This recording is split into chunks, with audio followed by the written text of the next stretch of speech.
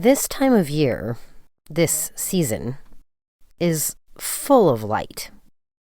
Lights on houses, lights wrapped around trees, railings, fences, lights everywhere you look. The instinct is ancient, and it makes a lot of sense. Long before modern holidays, long before electricity, human beings marked this darkest stretch of the year with flame. Not for decoration at first, more for survival. The light meant warmth, safety, continuity, the promise that the night would not swallow everything whole. Light reminded us we'd make it through. But what does all this light mean to us now? For most people, decorating, gifting, reaching for cheer, these are not shallow or foolish. They're reaching for something real, comfort, connection, a pause from the grind. That reaching is human. It's honest, trying to soften the edges of time, to feel close to one another again. That impulse is good. Still, sometimes the glow feels thin, bright but oddly empty, festive but disconnected. It's as if the symbols are still speaking, but they're no longer saying anything. So it's worth asking, gently, honestly, whether the symbols we're surrounded by still mean what we think they mean. Symbols don't just decorate time, they shape us. And when symbols become disconnected from their roots, they start to feel strangely hollow, full of glow, but light on depth. That's what happens when rituals stop asking something of us, when light becomes automatic, when meaning is replaced with atmosphere, when joy is performed rather than cultivated. That's when emptiness puts on a halo.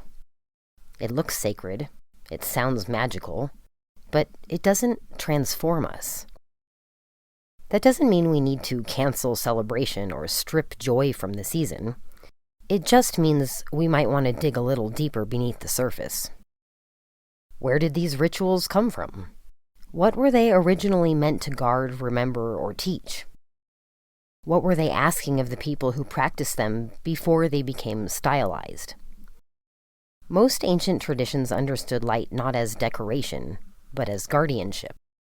Light was something you tended, something you protected, something that could go out if you forgot about it. It wasn't assumed, it wasn't guaranteed, it wasn't mass-produced. It was earned, one flame at a time. Not all traditions treat light that way, but there is a way of lighting in this same season that's quieter, more deliberate. A flame placed not for ambiance, but for memory. Not multiplied all at once, but increased slowly. One light, then another, then another. In that tradition, light is not mechanized. It is intended. It is lit with full awareness that it only survives if someone decides it matters enough to protect. The act is small, almost unimpressive. But precisely because of that, it is powerful. This isn't the kind of light that overwhelms the darkness. It's the kind that pushes back against it patiently. Night after night, it expands, not because the world suddenly becomes safer or brighter, but because the commitment is kept and deepens. It teaches something most modern celebrations forget: that light worth having requires attention, that substance arrives through discipline.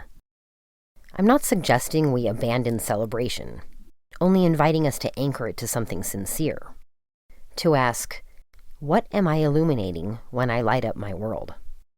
What story am I embodying? And what will still be shining when the decorations come down? Because light that matters doesn't just glisten in December. It shimmers in January, it radiates in February, and it gleams through the quiet months when no one is watching. If something in you feels restless beneath all the tinsel and ornaments, that doesn't mean you're deficient.